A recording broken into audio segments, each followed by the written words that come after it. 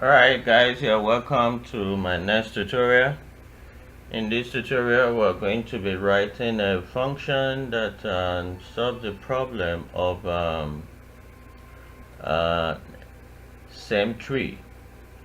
Now what are we trying to achieve here?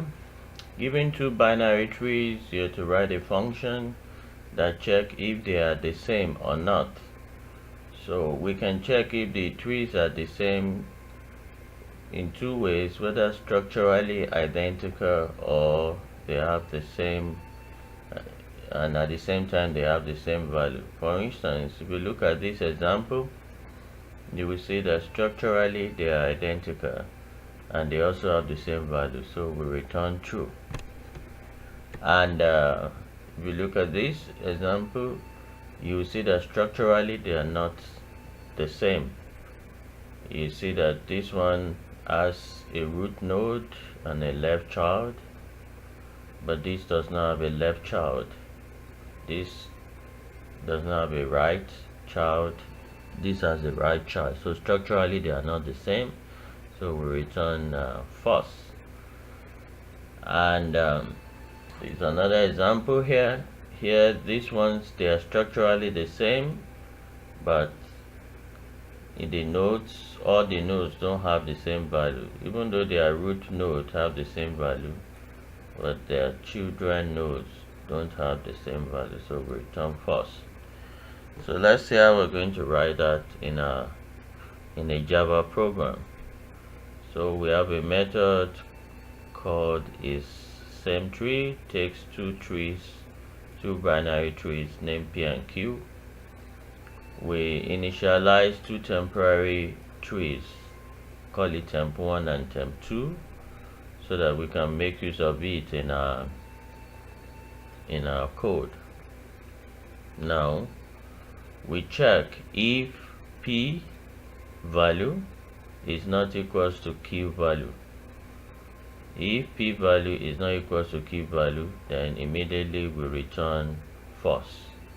So like you can see here, we have two nodes. These are two trees, P and Q. So if they don't have the same value, immediately we return false. Else, if they have the same value, then we go and check the left of P, the left child of P, and the left child of Q, and we put that in our temp1 and temp2. And that's the reason for declaring our temp1 and temp2 as tree nodes. So we check as long as we have at least one child, then we continue to iterate through. So as long as we have at least one child, we continue to iterate through. So if the first left child, that is temp1, if the left child of P, if it is null, then we know that structurally they are not the same. We return false. At the same time, if the left child of Q is null, then structurally they are not the same. We will return false. Else, if the left child of Q, the value of the left child of P is not the same with the value of the left child of Q, then value wise they are not the same, so we return false. Else we can just decide to do nothing.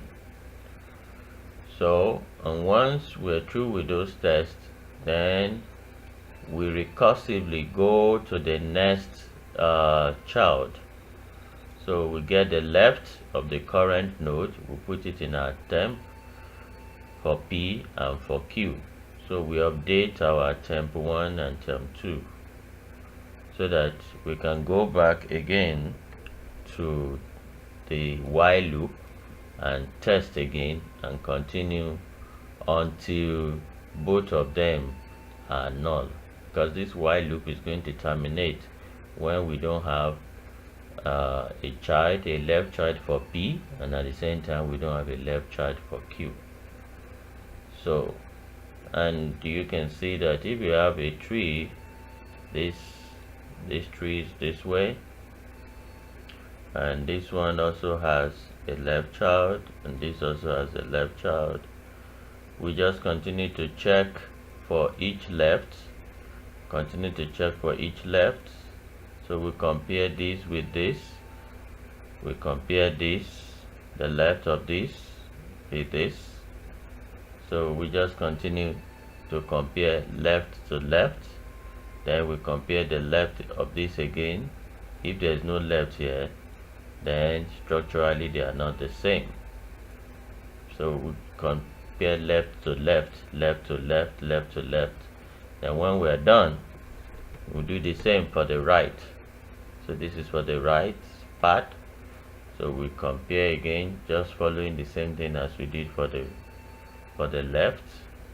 Then once we are done, we go and check the other children on the right. We update our temp 1 and temp 2, and the while loop continues until we don't have any right child on the two sides.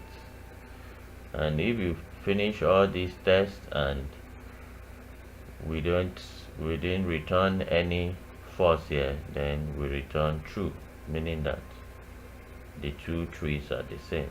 So that's just the code. We can check the code on our GitHub page.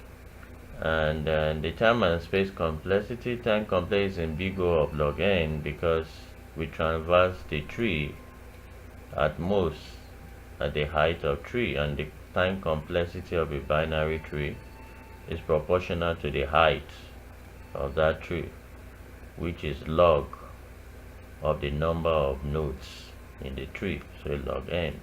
Our space complexity is constant, we're not using extra spaces. Thanks for listening. Your comments are well appreciated. If you don't mind, I can do a quick demonstration of the code for you to see. So let's see. This is our full-fledged code. So this is our full-fledged code that we have on our GitHub page, and you can check this.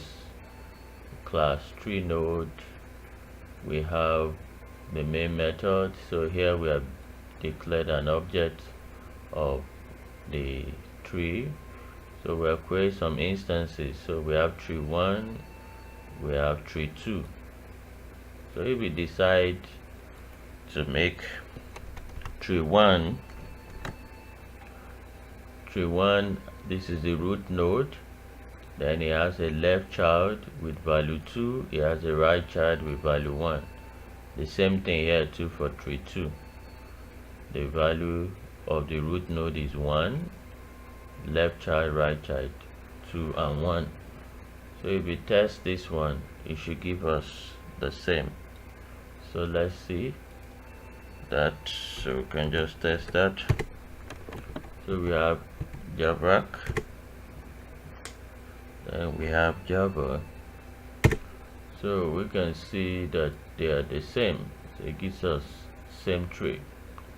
But we can modify that. Let's say we delete the left child of tree 1, so we comment that out. If we delete the left child of tree 1, then if we run that again, we expect that it gives us that they are not same. So you can see that they are not same. And if we put it back, then we change the value of the nodes. So this one should give us the same again. So they're the same again, but let's say we now give the second tree, we give it a different value. So the left child has a value of 24. So let's run that again, and we can see that they are not the same. So thanks for listening. See you in the next tutorial. Please